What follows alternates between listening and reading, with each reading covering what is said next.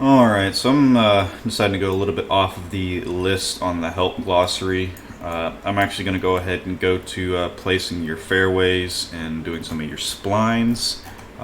It's basically the thing you're going to use the most on the golf course. I'll make sure to do tees and greens as well to give you a quick little overview of those, but we're going to start off with a fairway up here.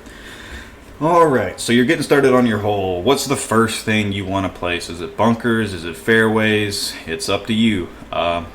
Usually I'll do fairways first. Doing bunkers first, though, is also a very good idea because it allows you to form the fairways around your bunkers instead of vice versa, which is a lot harder. When you're trying to form your fairway and then make a curve here for a bunker, it's a lot harder because your bunker has to then work with the fairway instead of being able to go naturally with the slope of the land. So I think today we're going to do a bunker first. So what you want to do is you want to come over here to Edit Holes. There is the Create Surfaces tab, and this is the tab you're going to be using the most throughout of all of this. And you got all your little things here, all the little things you want to place. You want to come up here to Bunker. And the first thing I would recommend you do before you place anything on the course is come over here to path width and turn it down to 0. This just makes your path as thin as possible. It just makes it easier to work with and makes things look nicer overall. Now there is a brush tool. The brush tool is basic shapes. This is something you'll want to avoid at most costs because these shapes have been in the golf club series for years, so anyone who plays this game a lot recognizes these shapes and recognizes that it's not a lot of effort to place these things down. People who do these are usually lazier editors, and it's pretty easy to notice. So I usually hate seeing these shapes, especially these last 4 down here. They look cool at first, but after you see them enough times, you recognize them as a basic asset, and so does the whole community. They can end up working nice, though. You can place these down and work with them and pull some edges off the side, adding onto them. Now, what I would recommend doing is just coming to the spline tool right here. This is going to allow you to draw, and something about this game, they added a new feature which allows you to see the edge of your bunkers and the edges of your splines, which is extremely helpful now. So, for my first bunker, I've been looking right here at this little hill right here, this big mound, and I think I'm going to start right here. So, let's go ahead and start down here at the bottom. Whoops. Go back. Create again. Create surfaces, bunker, spline. One thing I don't like about these is if you click too fast, you can accidentally connect it immediately. So you kind of got to click a little slow. So right here I'm starting to draw. I'm going to come up around here, capture this in, make a little tail up here on the top, come down, kind of like an and shape.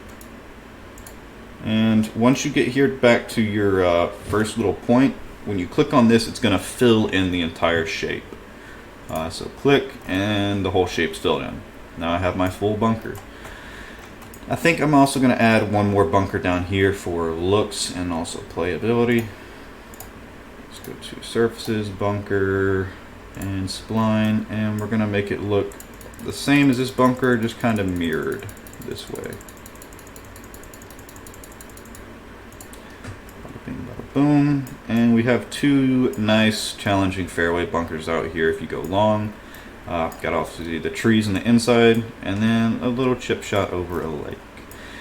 Now we're going to get on our fairway. You want to come right back here to the same tab where the Create Surfaces is, Fairway, Fairway Spline. Now doing splines and fairways is always the best way to do it.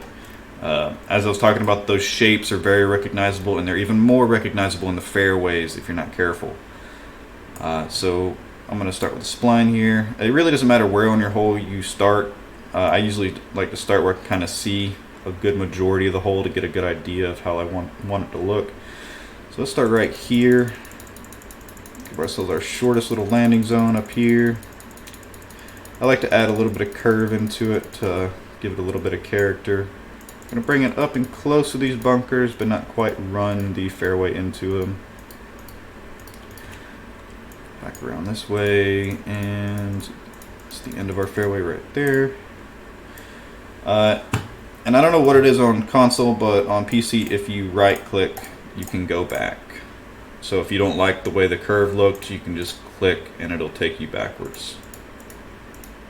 So I'm going to go ahead and do that, come back around, come back in a little bit. Back out. And connect. And now we have our fairway, and it's starting to look like a golf hole now.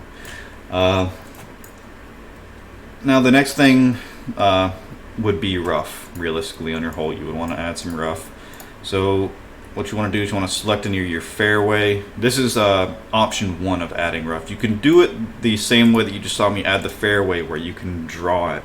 Come in here into the light rough and collect spline, and you can draw it. I don't like that way. It takes a little bit more time, and it doesn't usually look as good. You can make it look as good, but it usually takes a lot more effort to make it look good. But this is the way that most people will do it. You'll come over here, select your fairway spline tool. You want to come down to where it says edit. Come down here to where it says secondary surface. Then right here where it'll say light rough. Select on light rough. And as you can see, now we have a thin strip of light rough around the fairway. I don't like these small thin strips, so I'm going to back out one, and I'm going to come down here to where it says secondary width. Now, I usually like to keep this at 50. 50 is usually my desired size for this. It gives you just enough room to where if you miss the fairway, you can still be caught by it, but if you miss the fairway too much, you will still be punished and in the heavy rough. So that right there, I think looks very nice. You can do this to your bunkers too. A lot of people won't. They'll just kind of leave their bunkers separated, but if you want to combine it, you can come in here, do the same thing, edit, secondary surface, light rough, back out, secondary width, turn it up to about 50. And you can do this on your bunkers if you like the looks of this better. Personally, it just depends on how you want to make your course. Sometimes I'll make courses with it, sometimes I won't. It just depends on the style of the course. So I'm going to do this last bunker here. Width 50. And now we have 2 bunkers that are encased in rough over here. Now, I don't really like this little stick out zone right here, so I come in here, create surfaces. I'm going to go to light rough, and I'm going to use a brush. I said don't usually use brushes, but this is one of the points where I like using them. You can use splines as well. Splines do the same thing, but brushes just kind of give you straighter lines. So I'm going to place that. It gives me a nice little straight line, fills in that little tiny area that I wanted to fill in. Now, I think that is pretty much it for our fairway and the start of our holes. If you have any questions, please leave them in the comments and I'll try to help you out. And next, we're going to be getting onto our greens and tee boxes. Probably going to go straight to tee boxes in the next video.